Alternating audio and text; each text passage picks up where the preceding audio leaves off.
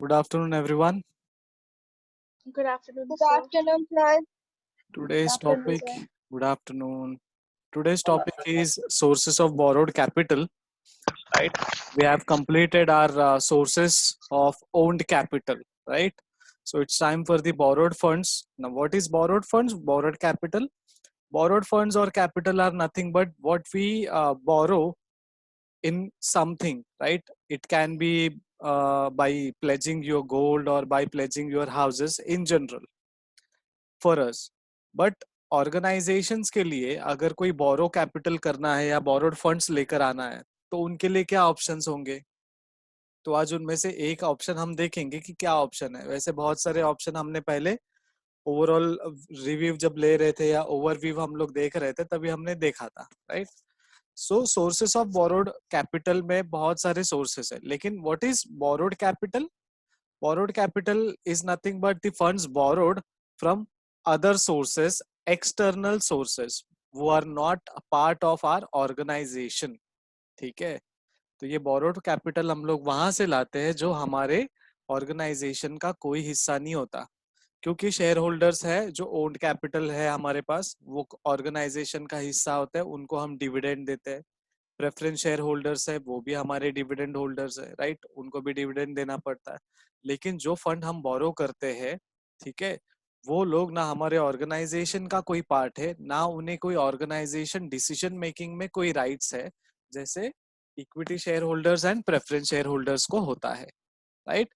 सो ये borrowed fund क्यों जरूरत है? क्योंकि सिर्फ ओन्ड फंड से हम लोग का काम नहीं चलेगा, कहीं ना कहीं हमें और एक्सेस अमाउंट चाहिए, और वो एक्सेस अमाउंट कहाँ से आएगा? हमें कहीं ना कहीं से तो बोरो करना पड़ेगा, किसी ना किसी से उधार लेना पड़ेगा, राइट?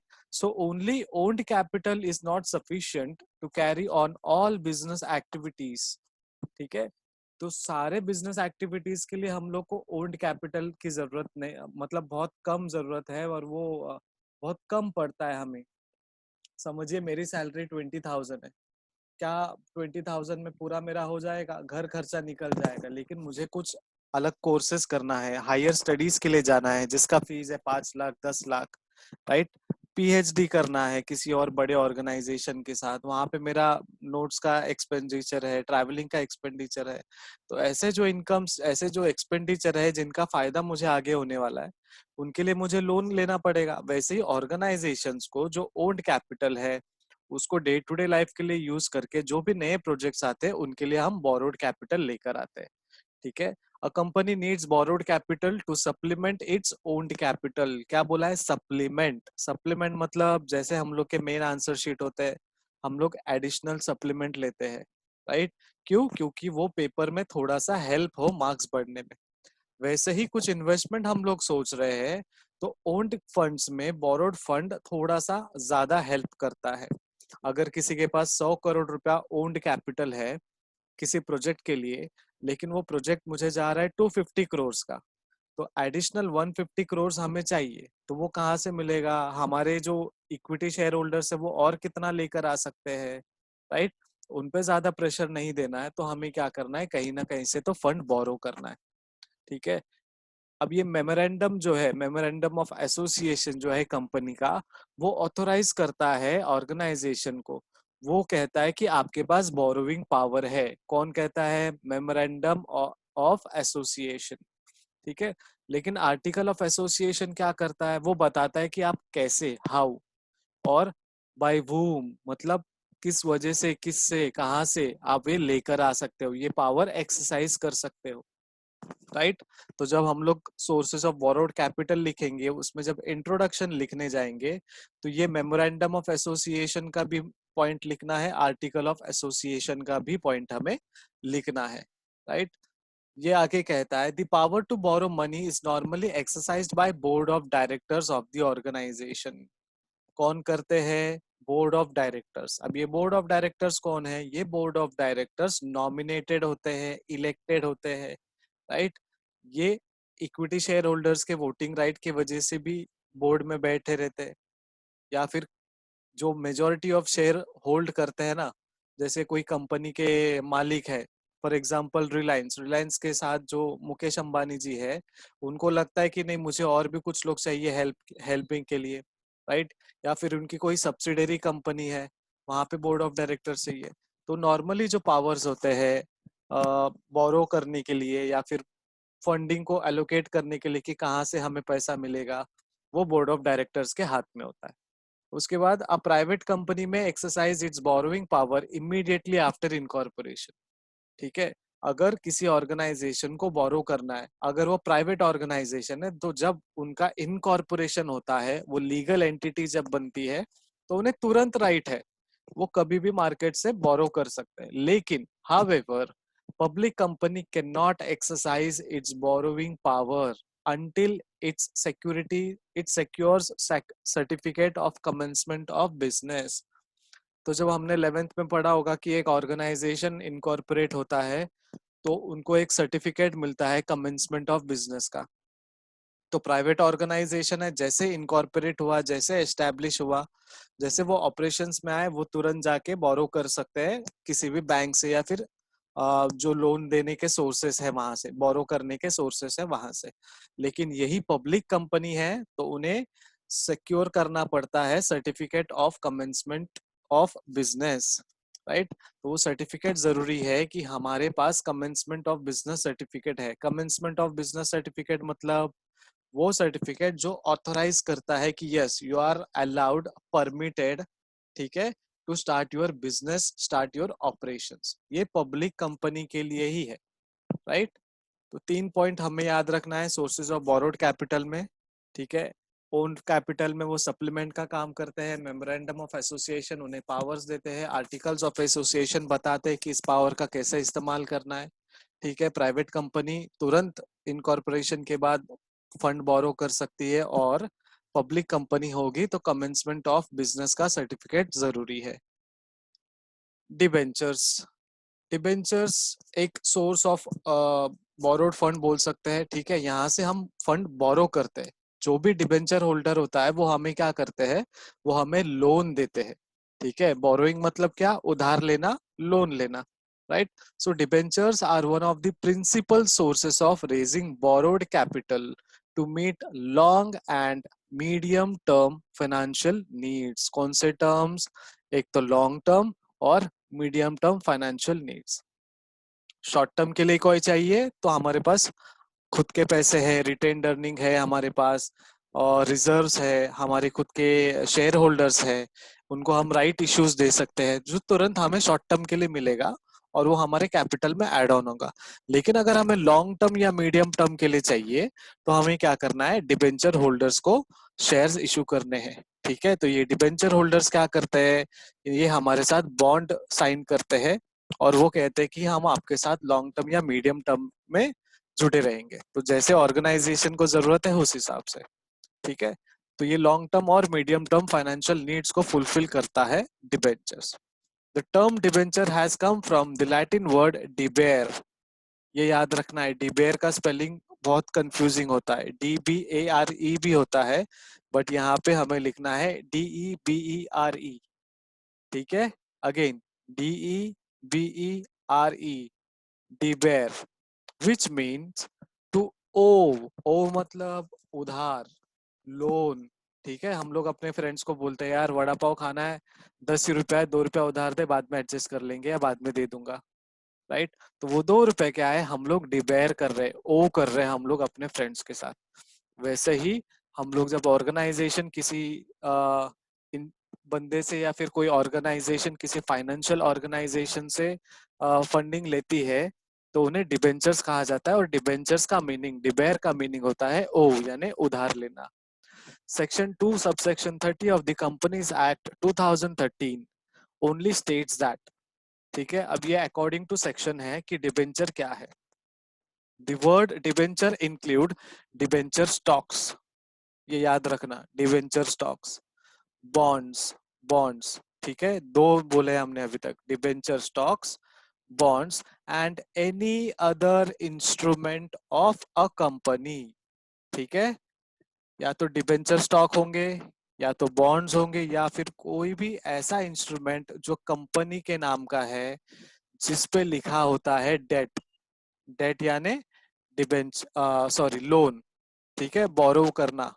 तो evidencing a debt whether constituting a charge on the asset of the company or not, ठीक है, चाहे वो डिबेंचर स्टॉक हो या बॉन्ड्स हो या कोई भी ऐसा इंस्ट्रूमेंट हो जहां पे लिखा होगा कि ये डेट है, ठीक है, और वो ऑर्गेनाइजेशन उस पे चार्ज करता है कि हाँ हमने एक जो भी इंस्ट्रूमेंट होल्डर है उनसे हमने लोन लिया है, बोरो किया है फंड डिबेंचर्स के नाम पे, ठीक है।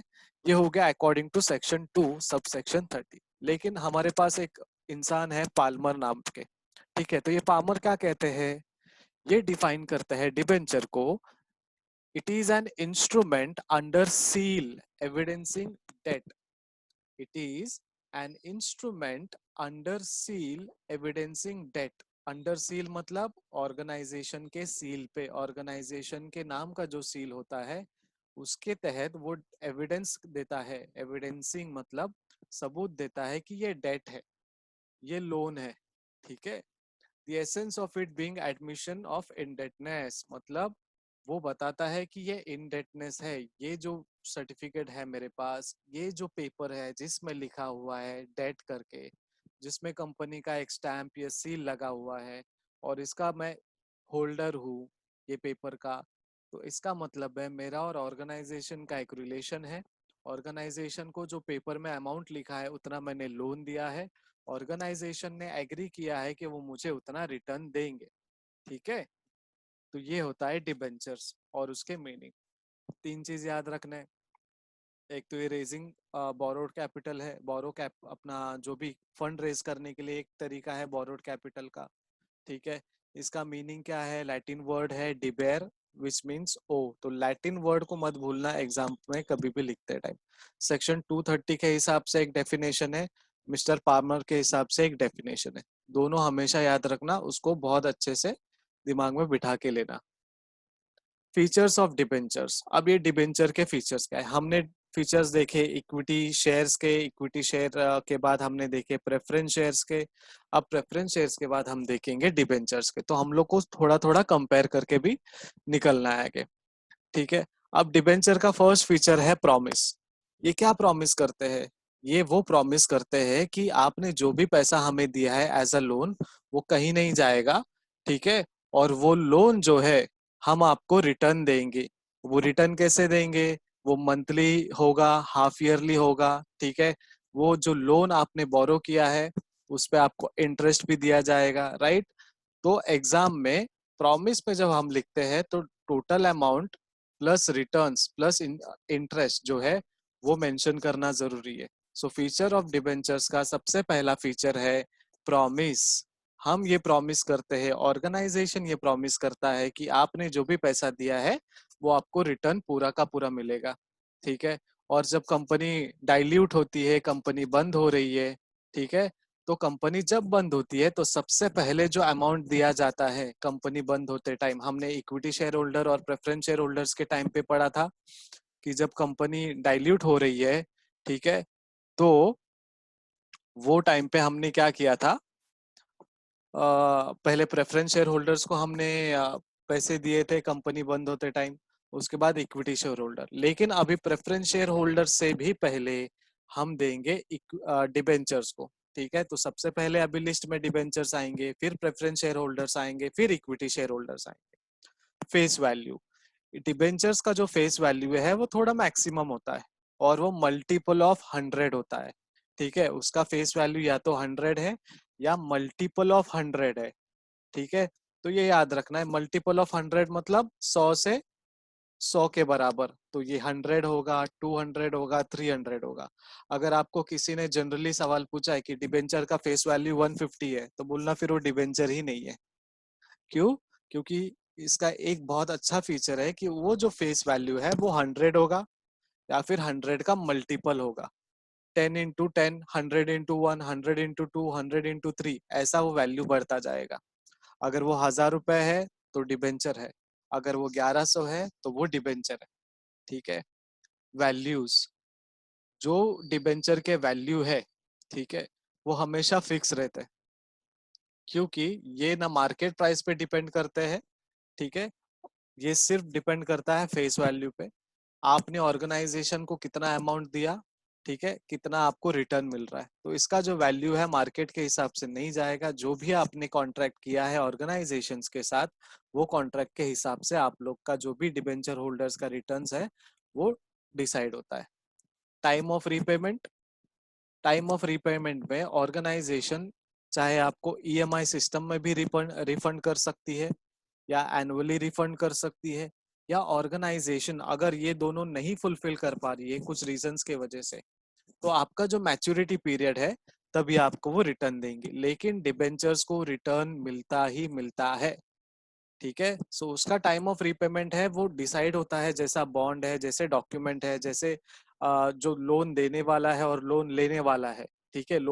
देने वाले में हम हैं डिबेंचर होल्डर्स, लोन लेने वाले में ऑर्गेनाइजेशन है, तो उनका जो बीच में अंडरस्टैंडिंग है वो टाइम ऑफ रीपेमेंट जो डिसाइड करता है ऑर्गेनाइजेशन, उस हिसाब से मिलता है। लेकिन गलती से याद रखना, ये स्टेटमेंट लिखना है, in case if organisation is not capable or able to repay the amount, then the amount is paid on or at maturity। maturity मतलब वो कॉन्ट्रैक्ट खत्म होने वाले आखिरी दिन में वो मिलेगा, राइट।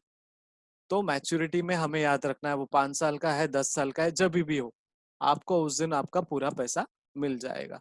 कुछ कुछ ऑर्गेनाइजेशन होते हैं बोरो कर लेते हैं और वो डायरेक्टली मैच्योरिटी में आपको रिटर्न्स देते हैं, जैसे हम एफडी करते हैं, वही यहाँ पे हम लोग प्रैक्टिकली इम्प्लीमेंट कर सकते हैं। प्रायोरिटी ऑफ रीपेमेंट, जैसे हमने इक्विटी शेयर प्रेफरेंस शेयर के कंपैरिजन में कहा था कि पहले प्रेफरेंस शेयर होल्डर्स को मिलेगा, ठीक है, लेकिन यहाँ पे अभी डिबेंचर होल्डर्स को सबसे पहले मिलेगा, ठीक है। उसके बाद मिलता है प्रेफरेंस शेयर होल्डर्स को, उसके बाद आते हैं इक्विटी शेयर होल्डर्स को, ठीक है। तो पहले डिबेंचर्स को, अगर कंपनी वाइंड अप हो रही है, कंपनी के पास कोई फंड्स नहीं है, कंपनी आगे बिजनेस कर ही नहीं पा रही है, ठीक है, तो जब ऑर्गेनाइजेशन शट डाउन होता है, बंद होता है, रीपेमेंट सबसे पहले डिबेंचर्स को होगा, उसके बाद होंगे प्रेफरेंस शेयर होल्डर्स, उसके बाद बचा कुचा कुछ होगा तो इक्विटी शेयर होल्डर्स। जैसे घर में कोई मेहमान आ गए, ठीक है, और हमने घर में कुछ अच्छा खाना बनाया, तो सबसे पहले किन्हें देते हैं, हम मेहमान को देते हैं। क्यों? क्योंकि वो बाहर के लोग हैं, अपने घर के नहीं है, राइट। तो बाहर के लोगों को हमने सबसे पहले खाना दिया, मतलब डिबेंचर होल्डर्स को हमने उनका हिस्सा दिया, वो खा के निकल गए। फिर आते हैं हमारे कोई चाचा मामा बुआ, रिलेटिव्स, ब्लड रिलेटिव्स, ठीक है। उसके बाद जो बाहर के खा के निकल गए, जो बचा है वो हम रिलेटिव्स को देते हैं, ठीक है। अगर नसीब से उनके हिसाब में कुछ रहा या टोप में कुछ बचा तो हमें मिलता है, राइट। तो 3 लेयर याद रखना, जो रिलेटिव बाहर से है जिनको हम पहला खाना देते हैं वो डिबेंचर है, ठीक है, ऑर्गेनाइजेशन बंद होने के टाइम पे। उसके बाद जो बचा हुआ खाना है वो हम देते हैं रिलेटिव्स को, जो है प्रेफरेंस शेयर होल्डर्स। अगर उसमें से कुछ बचा तो वो हम हैं इक्विटी शेयर होल्डर्स, क्योंकि हमारा घर भी एक ऑर्गेनाइजेशन की तरह अगर हम ट्रीट करेंगे तो एग्जाम्पल बहुत बेहतरीन तरीके से समझ में आएगा। एश्योरेंस ऑफ रीपेमेंट, सबसे ज्यादा एश्योरेंस जो है डिबेंचर होल्डर्स को दिया जाता है, ठीक है। क्यों? क्योंकि हम कंपनी बंद जब करते हैं तो सबसे पहले इनको पेमेंट दिया जाता है, तो श्योरिटी है, आज नहीं तो कल, कल नहीं तो कंपनी बंद होने के टाइम पे, ठीक है। इनका जो रीपेमेंट है मंथली है, हाफ ईयरली है, क्वार्टरली है, एनुअली है, ठीक है। अगर वो मिल रहा है तो गुड, अगर वो भी स्किप हो रहा है तो फिर डायरेक्टली मैच्योरिटी में। कुछ भी हो, श्योरिटी है, एश्योरिटी है कि इनको इनका रीपेमेंट मिलने ही वाला है, राइट। तो कोई बोलता है कि मैं किसी कंपनी का डिबेंचर होल्डर हूँ, तो उनको कोई टेंशन लेने की जरूरत ही नहीं है। कंपनी अगर लगता है कि बंद होने वाली है 2 साल में, 3 साल में, तो उनको 2-3 साल में मिलेगा। अगर कंपनी 2-3 साल में बाउंस बैक करती है, अच्छे से काम करती है फिर से, तो उनका जो एग्रीड रीपेमेंट टाइम है वो फॉलो किया जाएगा। इंटरेस्ट, अगला फीचर है इंटरेस्ट। डिबेंचर होल्डर्स को हम लोग एडिशनल इंटरेस्ट देते हैं, जैसे इक्विटी शेयर होल्डर्स और प्रेफरेंस शेयर होल्डर्स को हम डिविडेंड देते हैं। लेकिन इसमें भी फर्क ये है कि डिविडेंड हम अगर इशू करते हैं तो सबसे पहले प्रेफरेंस शेयर होल्डर्स को देते हैं, डिविडेंड कहाँ से आता है? जब ऑर्गेनाइजेशन प्रॉफिट अर्न करती है, प्रॉफिट कमाती है, तो डिविडेंड देने की बात आती है। लेकिन डिबेंचर होल्डर्स को, चाहे आप प्रॉफिट कमाओ या मत कमाओ, आपको इंटरेस्ट देना जरूरी है। ठीक है, तो डिबेंचर होल्डर्स हमेशा याद रखना कि अगर आपने कोई ऑर्गेनाइजेशन में डिबेंचर्स दिए हैं या परचेज किए हैं, आपने किसी ऑर्गेनाइजेशन को लोन दिया है, तो आपको इंटरेस्ट मिलेगा, डिविडेंड नहीं मिलेगा। ये याद रखना। गलती से एग्जाम में शेयर, इक्विटी शेयर और प्रेफरेंस शेयर के फ्लो में मत लिख देना कि इनको डिविडेंड मिलता है। जो भी पैसा बोरो करते हैं, उधार पे लेते हैं, उन्हें इंटरेस्ट मिलता है। राइट, तो ये याद रखना। Parties to debentures, parties to debentures मतलब ये लोग, इनके पार्टी होते हैं, एक दूसरे से जुड़े होते हैं। अगर इनमें से कोई नहीं रहेंगे तो ये डिबेंचर्स का एग्रीमेंट नहीं होगा। जैसे बायर और सेलर होता है। आपको कोई शॉप से कोई प्रोडक्ट खरीदना है बट वो शॉप है ही नहीं। ठीक है, फॉर एग्जाम्पल मैगी खरीदना है बट मैगी बेचने वाला कोई दुकान ही नहीं है, या किसी भी दुकान में मैगी नहीं है। तो आप एक पार्टी हो, मैगी कंपनी एक पार्टी है, जो सेल करता है किराना शॉप वाला या फिर बेकरी वाला, वो एक पार्टी है। वैसे ही डिबेंचर्स में तीन पार्टीज होती है। एक तो कंपनी जो डिबेंचर्स इशू करती है, दूसरा डिबेंचर होल्डर्स जो उन्हें परचेस करेंगे। वो डिबेंचर होल्डर तब बनेंगे जब वो लोन लेके उनका जब एग्रीमेंट होगा, लेकिन हमें डिबेंचर होल्डर ही बोलना है। एक्चुअली वो बाद में बनते हैं बट थियोरेटिकली हमें उनको पहले ही डिबेंचर होल्डर्स बोल देना है। सो कंपनी होता है, डिबेंचर होल्डर्स होते हैं, उसके बाद होते हैं ट्रस्टीज। अब ये ट्रस्टी कब आते हैं? जब 500 से ज्यादा लोगों से आप लोन लेते हो। 500, 500, ठीक है, ये नंबर याद रखना। अगर 500 से ज्यादा आप किसी से लोन लेते हो, या फिर वो ज्यादा डिबेंचर होल्डर्स है, 501 भी डिबेंचर होल्डर्स हो गए, तो आपको एक ट्रस्टी अपॉइंट करना पड़ेगा। अब ये ट्रस्टी किसके लिए काम करेगा? ये ट्रस्टी डिबेंचर होल्डर्स के लिए भी काम करेगा, कंपनी के लिए भी काम करेगा। और ये दोनों के बीच में एक रिलेशन मेंटेन करेगा कि यस, आपने लोन दिया है, आपने लोन लिया है, लोन लेने वाले लोन देने वाले को इंटरेस्ट पे करेंगे, उनका जो भी प्रिंसिपल अमाउंट है वो पे करेंगे। अगर इनमें कुछ रिलेशंस खराब हो जाते हैं तो ट्रस्टी को हम पूछते हैं कि सर, हमने आपके भरोसे पैसे दिए, अब आपका काम है ये कंपनी से पैसे देना। ठीक है, सो तीन पार्टीज होते हैं, कंपनी, ट्रस्टी, डिबेंचर्स। कंपनी वो होता है जो डिबेंचर्स इशू करते हैं, डिबेंचर होल्डर्स वो होते हैं जो डिबेंचर होल्ड करते हैं या परचेज करते हैं, ट्रस्टी वो होते हैं जो इन दोनों के बीच में एज एन एजेंट काम करते हैं। लेकिन 500 एंड मोर, ठीक है, 500 या उनसे ज्यादा अगर डिबेंचर होल्डर होते हैं तभी ट्रस्टी होंगे। 499 डिबेंचर होल्डर्स है तो ट्रस्टी होंगे नहीं होंगे। लेकिन अगर वो कोई एक और मेंबर आया, 500 हुआ, तो ट्रस्टी को अपॉइंट करना जरूरी है। राइट, तो trustee as an agent, as a middle man उनके काम करता है, और वो ट्रस्टी डीड साइन करते हैं। ट्रस्टी डीड, डीड मतलब एग्रीमेंट। राइट, तो वो ट्रस्टी डीड साइन भी करते हैं, कंपनी भी करती है, डिबेंचर होल्डर्स भी उनके साथ साइन करते हैं। Next feature is authority to issue debentures. अब ये डिबेंचर इशू करने का अथॉरिटी किसके पास है? सबसे पहले तो कंपनी। लेकिन ये कंपनी के अंदर किसके पास? Board of directors. ठीक है, बोर्ड ऑफ डायरेक्टर्स वो इंसान है जिनके पास पूरा अथॉरिटी होता है कि हमें पैसा कहाँ से बोरो करना है, कितना बोरो करना है, ठीक है, और कब कब बोरो करना है। तो ये बोर्ड ऑफ डायरेक्टर डिसाइड करते हैं, उनके पास अथॉरिटी होती है डिबेंचर्स इशू करने की। उसके बाद status of debenture holder. Debenture holder का स्टेटस हमेशा रजिस्टर्ड होता है, लेकिन वो परमानेंट नहीं होते। ठीक है, उनका एक बार मैच्योरिटी पीरियड आ गया तो वो अपना अमाउंट लेकर निकल जाते हैं। ठीक है, और इनका स्टेटस कैसे होता है? ये बोरोवर के या डेट के अंदर आते हैं, ये लाइबिलिटीज है हमारे। तो डिबेंचर होल्डर का स्टेटस एज अ लाइबिलिटी दिया जाता है, बिकॉज हमें उनको पे करना है रिटर्न्स में। ठीक है, जितना पैसा लिया प्लस इंटरेस्ट उनको रिटर्न देना है, तो ये हमारे लिए लाइबिलिटी का स्टेटस मेंटेन करते हैं। अगला फीचर है no voting rights. Equity share holders के पास वोटिंग राइट्स है, प्रेफरेंस शेयर होल्डर्स के पास अगर उनको इफेक्ट पड़ता है तो वोटिंग राइट्स है, लेकिन डिबेंचर होल्डर्स के पास कोई भी वोटिंग राइट्स नहीं है, क्योंकि हमने पहले ही सुना है, पहले ही पढ़ा है कि ये जो भी डिबेंचर होल्डर्स है वो ऑर्गेनाइजेशन के बाहर है, वो ऑर्गेनाइजेशन में काम नहीं करते, ऑर्गेनाइजेशन से डायरेक्टली डिसीजन मेकिंग में नहीं जुड़े हैं, तो उनके पास वोटिंग राइट्स नहीं है। ठीक है। सिक्योरिटी, डिबेंचर होल्डर्स या डिबेंचर्स हमेशा एक सिक्योरिटी है, जैसे इक्विटी शेयर होल्डर है वैसे प्रेफरेंस शेयर होल्डर है। इशूअर्स कौन कौन है? ऑर्गेनाइजेशन जो है, कंपनीज जो बोरो कर रही है वो इशू करती है, और ये डिबेंचर्स को किसी ना किसी स्टॉक एक्सचेंज में लिस्टिंग होना जरूरी है। अगर ये लिस्ट नहीं होंगे तो आप इसे इशू नहीं कर सकते, राइट। तो लिस्टिंग भी जरूरी है। जब भी डिबेंचर्स आप इशू करते हो ऑर्गेनाइजेशन, तो ट्रांसफर एबिलिटी भी जरूरी है, कितना आप बोरो करने वाले हो, कितना इंटरेस्ट पे करने वाले हो, कब कब पे करने वाले हो, कितने टाइम का डिबेंचर आप दे रहे हो, 10 साल 15 साल, मैच्योरिटी पीरियड कब है, ट्रस्टी कौन है इनमें, राइट। ये सब हमें बताना है। तो ये है features of debentures.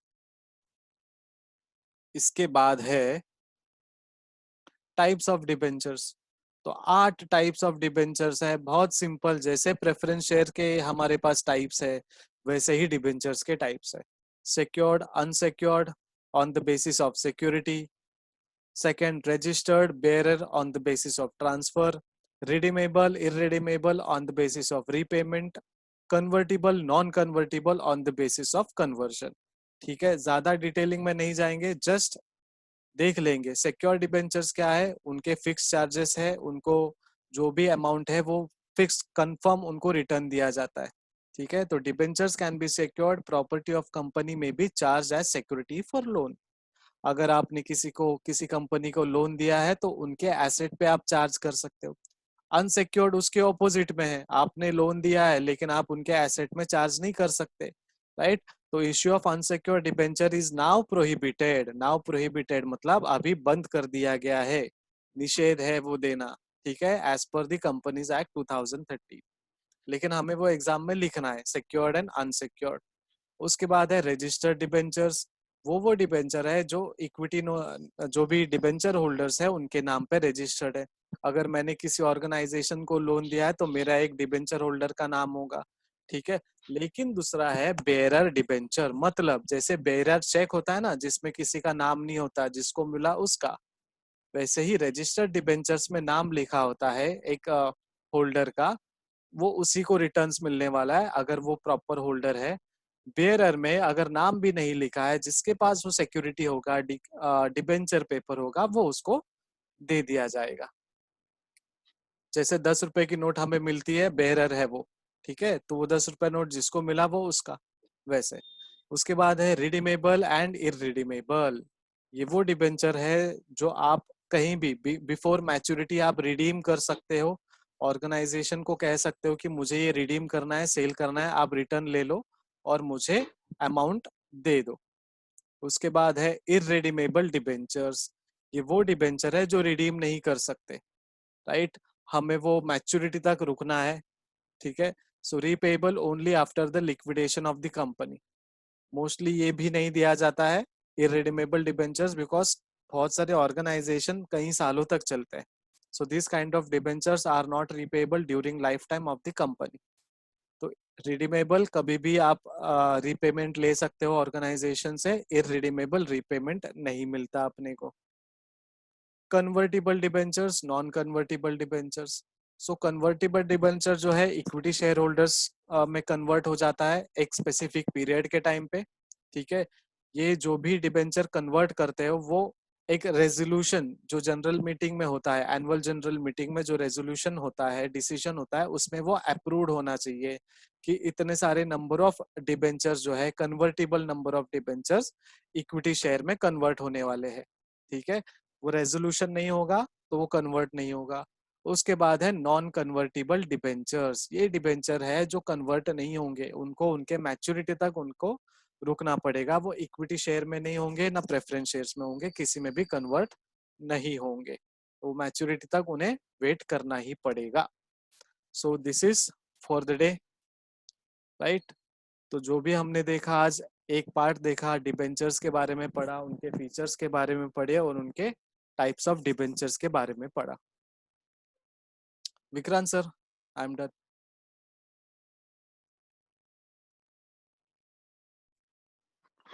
Yeah, thank you, sir. Thank you. Yeah, one small announcement for all. Now, suppose anybody is missed the class without informing me, so that student is eligible to pay 100 rupees fine. Everyone understood? Yes, sir. Yes, sir. Yes. Who is not understood English? So I can speak in Marathi or Hindi. Who is not understood? Everyone understood what I said? Yes, sir. Yes, sir. या अगर आप में से कोई मुझे बिना बताए bunk मारता है क्लास, तो नेक्स्ट क्लास में आने से पहले आपको 100 रुपीज फाइन भरना है. मैं मेरा अकाउंट डिटेल अभी ग्रुप में शेयर कर रहा हूँ. बिकॉज विदाउट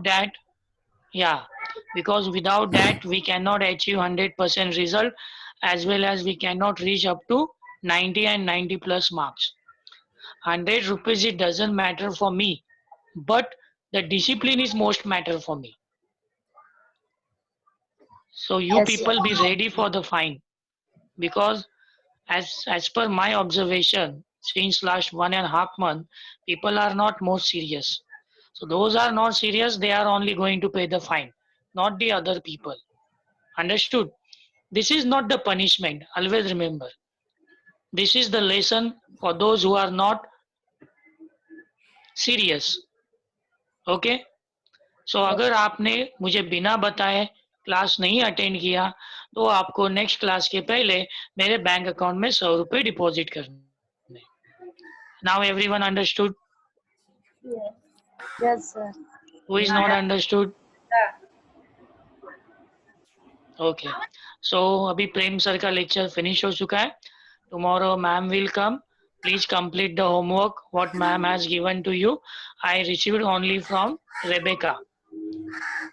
Others पता नहीं अभी कब करने वाले हैं. So please complete it so I can send it to madam. Okay. Now we are winding up the lecture. Goodbye. Take care. Sir, Yeah, who is this? sir, Suraj, हाँ बोल सूरज. sir, I have a question. Yeah, tell me. Didn't म्हणजे काय sir? Sorry? Didn't.